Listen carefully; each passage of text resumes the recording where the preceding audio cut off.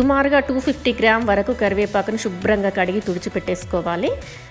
నువ్వులు 2 టేబుల్ స్పూన్లు, శనగపప్పు 2 టేబుల్ స్పూన్లు, కందిపప్పు 2 టేబుల్ స్పూన్లు, 10 గ్రాముల వరకు సుమారుగా చింతపండు, జీలకర్ర 1 టేబుల్ స్పూను, పెసరపప్పు 2 టేబుల్ స్పూన్లు, 20 లేక 25 వరకు ఎండుమిర్చి, మినపగుండ్లు 2 టేబుల్ స్పూన్లు, వెల్లుల్లిపాయలు 20 వరకు, ధనియాలు 2 టేబుల్ స్పూన్. ఇవన్నీ పక్కన పెట్టేసుకోవాలి.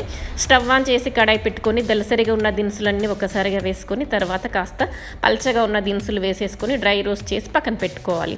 ఇప్పుడు అదే కడాయిలో కొద్దిగా ఆయిల్ వేసి ఎండుమిరపకాయలు వేయించి పక్కన పెట్టి అది తీసాక ఆరిన కరివేపాకును కూడా వేసుకొని ఇలా రోస్ట్గా చేసేసుకోవాలి.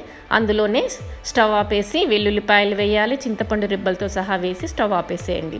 ఇప్పుడు డ్రై రోస్ట్ చేసుకున్న వాటిలో ఉప్పు వేసి పొడి చేసుకోండి. తర్వాత కరివేపాకును కూడా వేసి మొత్తం కలిపి వేసి గ్రైండ్ చేసి ఆరాక ఎయిటెడ్ బాక్స్లో పెట్టుకోండి. అన్ని రకాల టిఫిన్స్కి సూపర్.